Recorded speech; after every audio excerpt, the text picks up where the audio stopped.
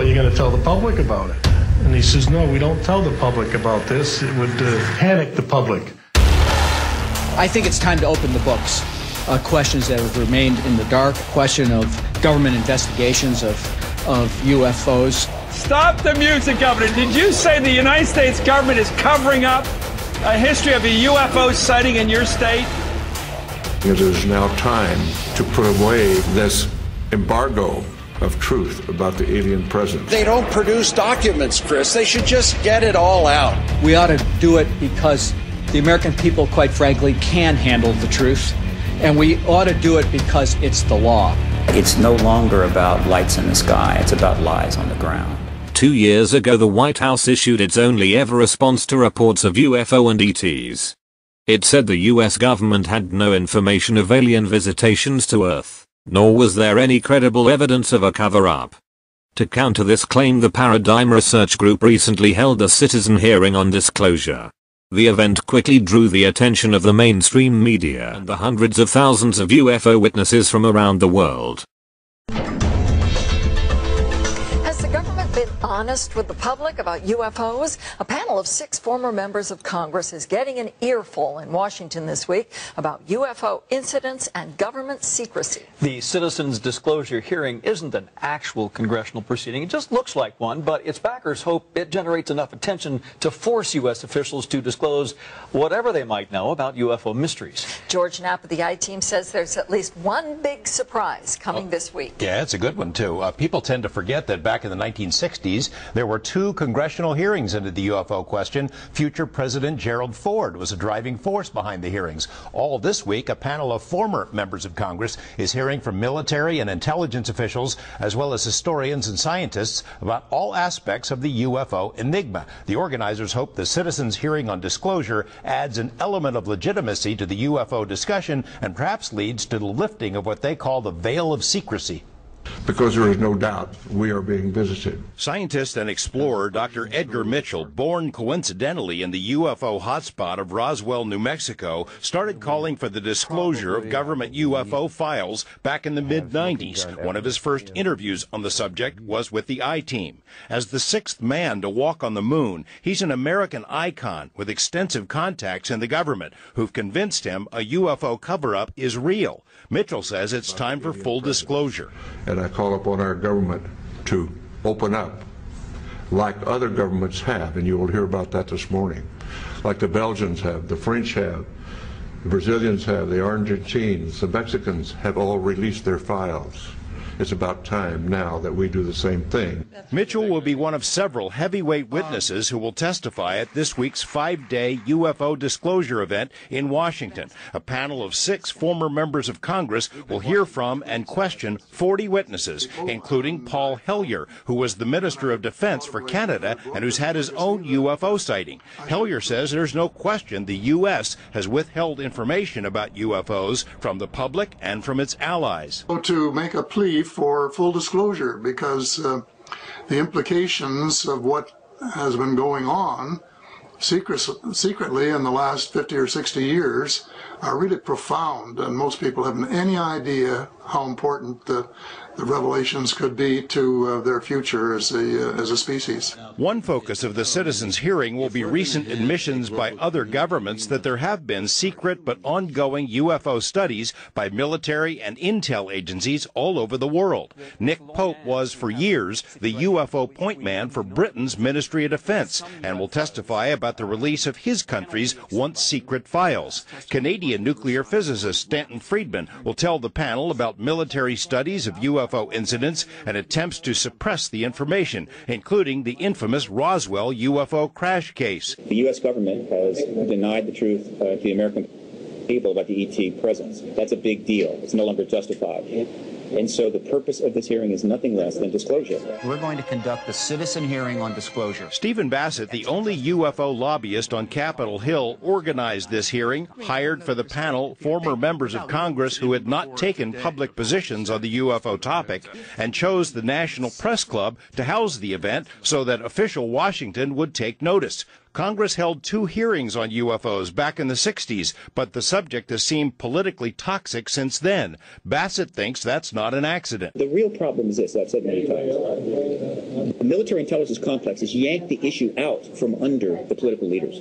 They don't brief them anymore. They don't give them the information, and that's true across the board of many issues. Tuesday's session focused on one of the most disturbing angles, the intrusion of UFOs over nuclear bases. Former military men stationed at Bentwaters nuke base in England and at missile bases near the Canadian border described chilling incidents in which unknown craft interfered with the launch codes of atomic weapons. Documents squeezed out of the Pentagon show the military long ago considered UFOs to be serious business, but later denied having any interest in the subject. I've got probably a few more months to make it before my kidneys shut down. Still to come, surprise testimony from a mystery witness, the deathbed confession of an intelligence officer who worked at secret facilities in Nevada. Only a handful of people even know who he is, but the story he will tell is startling. Ed Mitchell, for one, urges an end to secrecy. There seems to have been, over the last 50 years at least, and more, a great deal of secrecy surrounding the so-called UFO event. It's a very complex subject. We're not dealing with something very simple here. From Australia to Norway, Japan to the U.S., thousands of people have reported seeing unidentified flying objects. 1, 2, 3, 4, 5. And produced pictures they're convinced can prove it. Several hundred of the believers assembled a few blocks from the White House to present their findings, including a former Canadian defense minister. I say without equivocation, we are not alone in the cosmos. We have neighbors. We should try to get to understand them. And phoning in his testimony, one of the American astronauts who landed on the moon. There's a number of us that have had these types of experiences to say, yes, we're not alone, we have been visited. Though their employers have allegedly told them to keep quiet, the event's organizer says airline pilots have reported more than 3,500 sightings. Including silver discs maneuvering off the cockpit, off the wingtips, maneuvering around the airplane, seen by the pilot, the co-pilot, and passengers of the plane, and then traveling off at thousands of miles an hour. That's a lot of evidence right there. The U.S. Congress last held a hearing on UFOs almost half a century ago, so organizers of this gathering paid a few retired congressmen to participate in the mock hearing. You have to be very arrogant and presumptive to believe that this is the only place where life exists in a universe this large.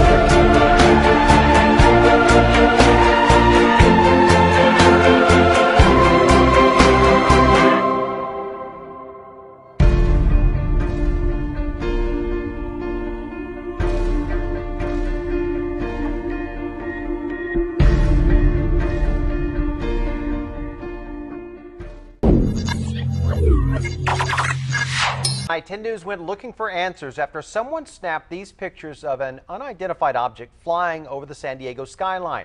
Now take a closer look at the left-hand corner of your screen. You can see something there in the sky, and some are calling it Santee's Area 51.